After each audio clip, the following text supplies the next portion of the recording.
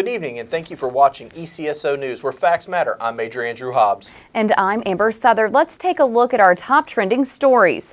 On April 1st, ECSO deputies responded to the 2500 block of Southern Oaks Drive in reference to a domestic violence call. The suspect fled on foot to the 900 block of De Niro Court. During the pursuit, he pulled a firearm and shot at the deputies. The deputies then returned fire, killing the suspect. The Florida Department of Law Enforcement is now investigating the incident as normal procedure. And no, these aren't pictures of Batman and Robin, no matter what the guy's ball cap says. Both of these men are suspects in a vandalism case, and we need your help identifying them. On March 27th, these suspects vandalized several machines at the Navy Car Wash on New Warrington Road. If you have any information, contact Crime Stoppers at 433-STOP or the ECSO at 436-9620. It's one of the most disturbing cases we've seen here at ECSO. Charlie Hamrick, a former football coach at Tate High School and a former youth director at 3 local churches, has been arrested and charged with more than 40 counts of child sexual abuse. So far, 4 victims have been confirmed and 8 more possible victims have come forward. Now we're asking anyone who may have received an unlicensed physical from Hamrick to please call us. If you or your child were victimized by Hamrick, contact the ECSO at 436-9620. We have an update in a case that we asked the public to help solve. Claude Lee Whiting has been arrested and charged with murder. On March 26th, 46-year-old Ashlyn Harrison was shot multiple times on the 800 block of Citrus Street. Claude Whiting has been charged with Harrison's murder. Well, it's that time to find out who our fugitives are for the week. We've got Deputy Melanie Peterson here with us with Crime Stoppers. Hey, how's it going, Amber? Good, good. So who have you brought on the show this week? Well, we have 3 individuals. We have a Lindsay Sandoval. She's 40 years of age, and she has 9 counts of worthless checks. Her checks totaled $957.72, and that would be each. It's the total for all 9, but that would be the purge amount. It's time to pay up. Yeah, definitely. Don't accept a check from Lindsay. It's not good, I hear. No. Our next one, we're still looking for Edna Turner. She's 32 years of age, and she's wanted for escape from work release, and she has no bond on that one. Okay. And our last one is Brandon Egerton, and he is 35 years of age, and he's wanted for escape of work release also. And he has no bond, but what that means is literally they walked away and they just didn't show back up. So. Oh, okay. Well, if you recognize any of these people, they can always call Crime Stoppers, but you guys have some new software that you've got out there. Yes, I'm very happy to announce that we are no longer with TipSoft. We are now with P3 mobile apps, and it's wonderful. Tipsters, basically, once they provide a tip to Crime Stoppers, they can check the status of that tip 24/7. I can communicate with everyone now, even people that call into the call center. If they call the call center for an update, the call taker will literally tell them what I've said, where that tip is gone. So it's great, and it's really easy. It's p3tips.com. Okay, so it works the same way. You can reach it any day or night, but now you can kind of watch your progress. Absolutely, and they can still, of course, go to GulfCoastCrimeStoppers.org. That's our webpage. We always want everybody to go and visit our page. Go on Facebook, like us, invite the friends to like us. Yes, and absolutely. Always call that contact center, 433-STOP. That's always open 24/7. 365 days a year. They never close. And then you've also added another kiosk here in town, the Sunnies. They're off of Pine Forest. Sunnies they on have a new Pine look. Forest. Yes, they do. And I want everybody, if they're going into Sunnies, they really like seeing the kiosk and, looking at the information that we post. They love it. Tell management they love it. That way we can put him in more restaurants and businesses. And I am looking to place more kiosks. So I definitely, if a business out there is interested, Amber, I want them to give me a call at 436-9632, and I'll bring it to them. Sheriff Morgan's been big on saying if you've committed a crime here in Escambia County, we want there to be no place to hide. So we have the billboards, the kiosks, social media, and of course we work with our media partners really well at getting that stuff out. But the kiosks are cool because it's not just criminals on there. If we have an Amber Alert or anything of that nature. Silver Alerts. Silver Alert or anything that we're doing here at the Sheriff's Office promotional-wise by hiring, it goes up on the kiosk as well. Absolutely, and we're just very fortunate. I feel very thankful that Sheriff Morgan is so supportive of Crime Stoppers. He backs us 100%. Anything I've ever needed, he provides.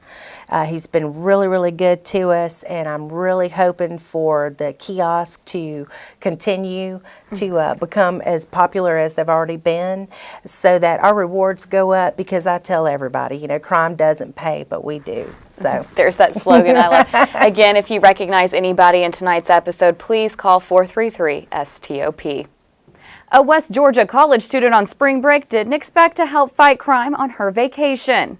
We would like to thank Jesslyn for helping ECSO Sergeant Brown during a foot pursuit on the beach. Jesslyn assisted the search for suspect Nathan Ashton Thatch, who tried to evade arrest on the beach and eventually swam out where he could no longer be seen. The suspect's footprints were later located coming out of the water, and he was tracked to a covered porch where he was hiding. Thatch was charged with burglary of an unoccupied dwelling, trespassing on a structure, grand theft, and resisting an officer without violence and probation violation. Petroni is a habitual runaway. Petroni has been missing since March 8th. Our last missing person we would like your help in locating is 47-year-old Stephanie Lee Lowen. Lowen has been missing since March 9th, 2017. If you have any information about any of the missing persons, please contact ECSO at 850-436-9620. And thank you to Firehouse Subs Pensacola Store Number 3 and Firehouse Subs Public and Safety Foundation. Last week, they presented the ECSO with 30 ballistic shields, value of more than $35,000. These shields can be used in active shooter situations or in officer civilian rescue situations. Citizen Law Enforcement Academy attendees had a blast with our SWAT unit, pardon the pun. Captain Greer showed the class with the help of a model what our SWAT gear looks and feels like. He later set off a distraction device after attendees explored the SWAT Bearcat and got some photos. To sign up for our July CLIA class before it fills up, you can visit our website at escambiaso.com. The Diamond View Neighborhood Watch Block Party was a hit last month. Sheriff David Morgan, Deputy Chief Simmons, the Escambia County Mounted Posse, Explorers, and K-9 Unit all joined for the great time. Do you want a neighborhood watch in your area but don't know how to get started? Join us at our next Neighborhood Watch Academy on May 16th from 5 to 9. Our next Coffee with a Cop event is coming up this Thursday. This is a great way to meet the deputies that patrol your neighborhood and ask any questions you may have. Starbucks is generously offered to host the event and provide us with complimentary cups of coffee. We hope to see you at the Starbucks located at 9 Mile and Pine Forest Road starting at 8:30. And we're joined now with Lieutenant Ken Simmons. He's here to talk about a program that we've been putting on here at the Escambia County Sheriff's Office. So what's the program? It is called, it's a picnic. It's called Cops and Kids. We have a schedule for April the 8th, which is Saturday, in Avondale Park, which is on Vestavia Lane. Okay.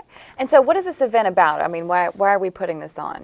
Well, it's the springtime. Weather is getting nice, and we wanted to have a little get-together with the kids and have the officers interact with the kids in the neighborhood. And what we're going to try to do is we're going to give this to other neighborhoods as well, not just Avondale. It's going to go to Diamond Head. It's going to go to Lincoln Park. It's going to go to different locations.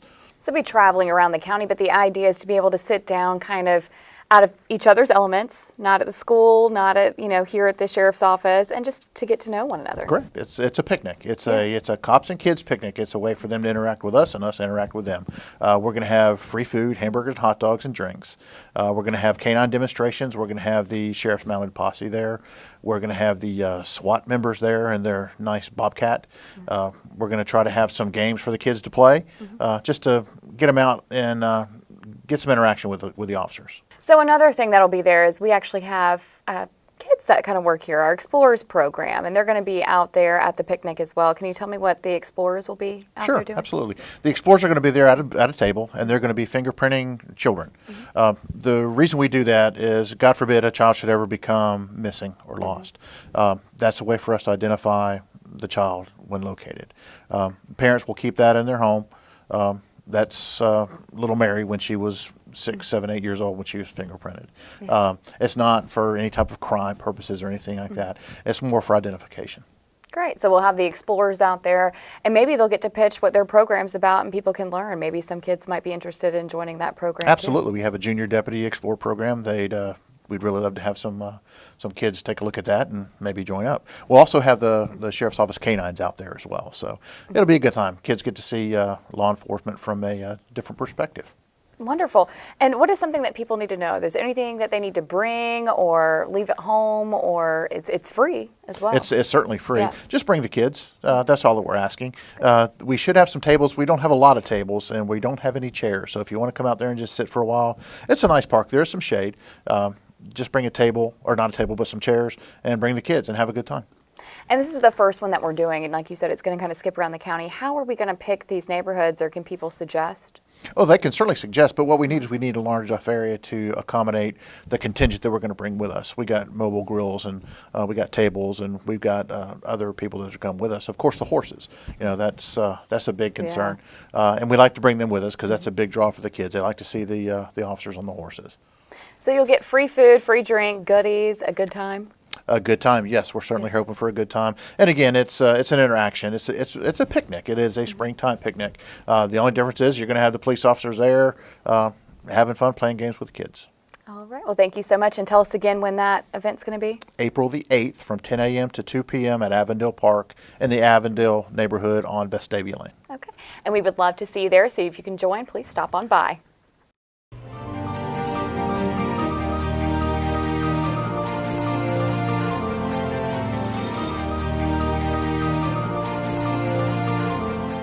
I'm Escambia County Sheriff David Morgan, and thank you for watching Ask the Sheriff. This is your chance to ask me any questions you want answered about the ECSO.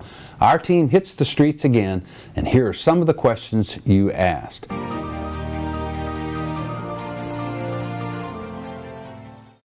Tom asked that once information is called in or received by the Escambia County Sheriff's Office on a, quote, known drug house, does it take so long for that to weave through the investigative process and eventually reach the court system for prosecution? Well, Tom, I guess the short answer is just by mere virtue that we receive a call alleging that someone is running a drug house is obviously not sufficient information to go, do a raid on the house, make arrests, do the searches, etc. And so there's a pretty laborious process that we go through. Number one, we have to possibly use that anonymous phone call. You have to build the first rung you've got to overcome is what's called probable cause, meaning that the phone call in conjunction with some, possibly testimony from other individuals, some video surveillance, etc., would lead us to believe that yes, there is illegal activity occurring in that house, and we have to be able to define of what nature. Now, once that's done, then we can get authority basically to enter the house and then do searches. But that can take months at a time. Normally, we have to do at least 3 videotaped buys, undercover buys, to satisfy the threshold that the state attorney's office usually sets. Now, some people say, well, why 3? Why not just 1? Again, I don't speak for the state attorney's office, quite obviously, but I can also tell you that they spend tens of thousands of dollars in prosecuting these cases, and so they have to work in conjunction with us and their investigative arm to ensure that the prosecution that they begin will be a successful prosecution. So therefore, they set a pretty high threshold on proof that we bring to them prior to them going on and filing formal charges and bringing someone, if you will, before the bar of justice. And so that's why the process takes a considerable amount of time. Usually the time frame is going to be somewhere at a minimum of 4 to 6 months from the time that we receive your call, and we can begin to set up some sort of video surveillance and start getting the information again to corroborate what you called into us. But we work each and every one of those cases, and I will also tell you, though, many times we get calls on suspected drug houses and drug activity that pans out to be nothing. We also have those. But of course, it's the one that you don't respond to that's the one that's really the big one. And so I would tell you, Tom, that we work very, very hard to make sure that we respond to all those citizens' calls in the appropriate manner.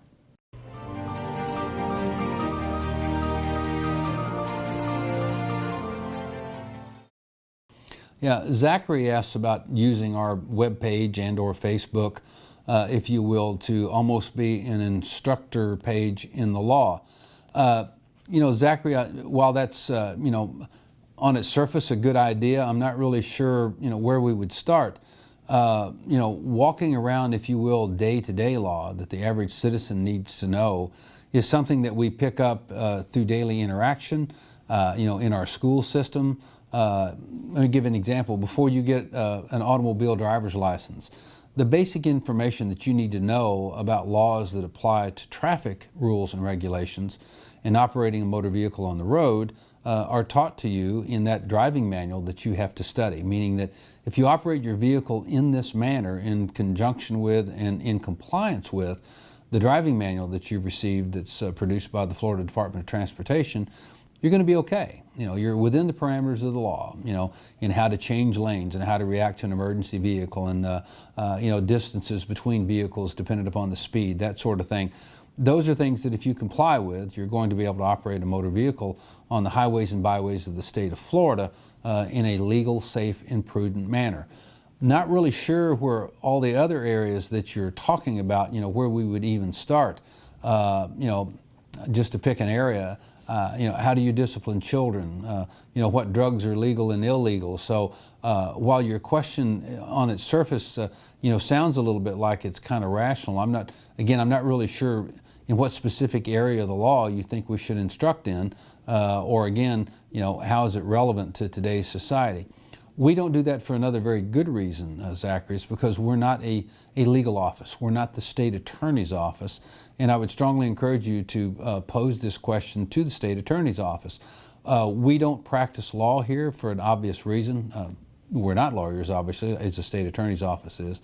And secondly, laws are subject to change on a daily basis. While you may have the basic statutory law that's published by the state of Florida, once it goes through our court system or a judge has an opportunity to review that law based upon a criminal case or a civil case, rulings are made by judges that actually affect the temper of the law, meaning the law can change based upon a judge's ruling. And so therefore we would have to update on a daily basis now the interpretation of that law and how it's enacted and how it's enforced.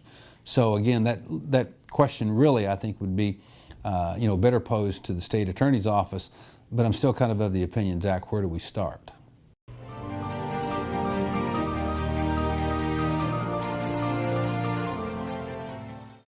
Yvonne asked, kind of like they do in Fort Walton Beach in Okaloosa County, have we considered or will we establish what's referred to as safe zones? These are areas that a couple of counties and cities have designated where they're being monitored either by video or there's a law enforcement officer nearby, where let's say that you make an electronic purchase on Craigslist or through some social media outlet, and in order to ensure that there's a safe and secure environment for you to exchange your goods or services for money, you can do that under the surveillance or auspices, if you will, of law enforcement, which lends some element of safety to those engaged in the business transaction.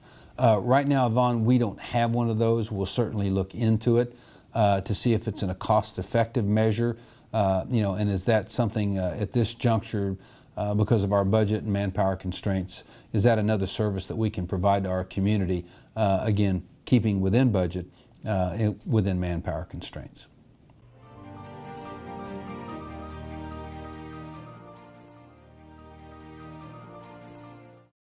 Heather Timo asked the question when we had answered previously in an Ask the Sheriff segment about the difference between the Pensacola Police Department and the Escambia County Sheriff's Office. If we actually have more jurisdiction, then why do our officers make less than the Pensacola police officers? Well, actually, at the beginning salaries up through the first years of service in Escambia County, our deputies' pay is actually comparable to the Pensacola Police Department. Where the huge pay disparity begins is when they make their first and secondary supervisory promotions from sergeant to lieutenant.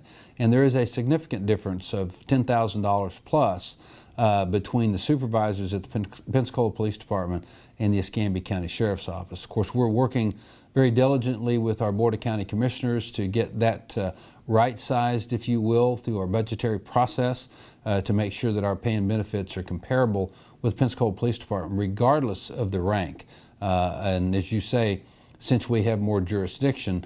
While we do have a larger area to patrol, we are a much larger force. The Pensacola Police Department's around 175 personnel strong. We are again at 700, I believe, and 11 personnel as of today anyway. That fluctuates, but it always stays above the 700 number. So we're a much larger agency than they are. We patrol more area, but our pay actually is comparable. It's only in the supervisory ranks that there's a big difference.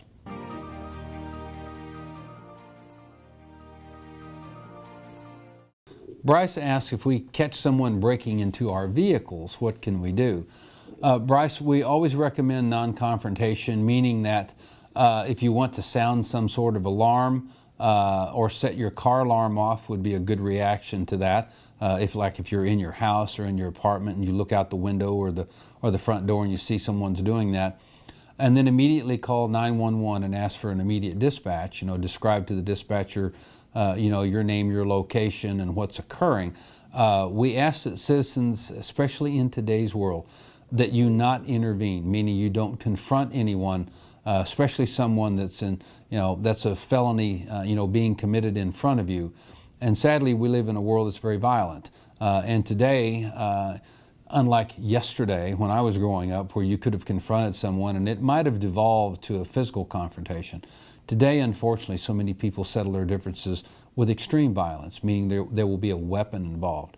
So, we're talking about an inanimate object, something that can be replaced, your car or the contents of your car. We can't replace you, Bryce. If you confront someone and end up getting severely injured or losing your life or possibly maimed or paralyzed, you'll never recover from that. We can replace a car. We can replace the contents of a car. So again, use a little common sense, dial 911, call the police.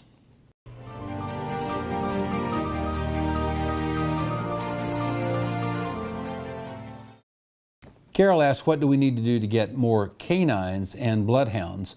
Of course, specifically bloodhounds that is a breed that's bred specifically for tracking. Carol, actually, we have a sufficient number of normal canine dogs, which are also trained to track, by the way, at the Escambia County Sheriff's Office. Rarely do we have a dog that's not at least dual trained, meaning they do patrol and tracking, or they'll do patrol and narcotics. When we need a specific dog that's bred for tracking, let's say only, we can also reach out to the Escambia County Work Camp, which is in Escambia County, of course, in the north end off of Muskogee Road, where they have animals bred specifically for tracking, like escaped prisoners out of the work camp. So we have access to those animals also. So we really don't have a need, if you will, for a fundraiser or some way to purchase new animals. We have a sufficient amount of money for that, and we have the sufficient amount of expertise should we need to reach out and use it.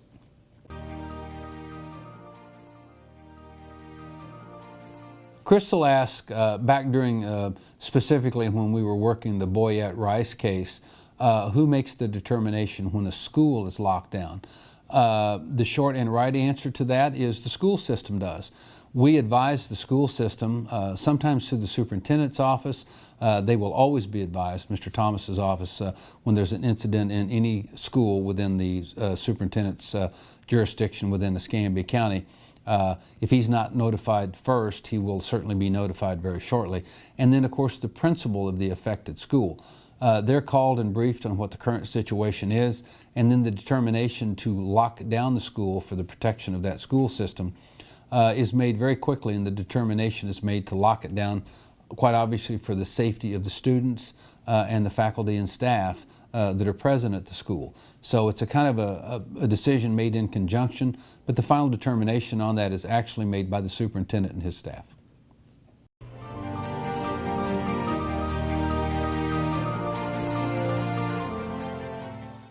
Billy asked during the time of the Boyette Rice case about how we got out information, specifically when they had changed vehicles and were driving the Chevy Cobalt. Billy, we try to get information out that's relevant as quickly as possible through as many venues as possible. We always call our local television stations and radio stations. provide them with the information that we want to get pushed out through their medium. We also put it out on our Facebook and through our websites at the Escambia County Sheriff's Office. Additionally, if appropriate, we put it out on the electronic billboards. Also, Lamar Publishing was kind enough to help us get that additional information out during the entire run of that case. But we get the information to you as quickly as possible after the information is confirmed. Quite obviously, we can't put bad information out there, because if we did, then we'd be wasting time trying to retract what we first told you and then get the correct information out, which would, just actually serve to confuse everyone. So I can assure you that, when we turn it around as quickly as possible, and again, ensuring that it's accurate and complete information.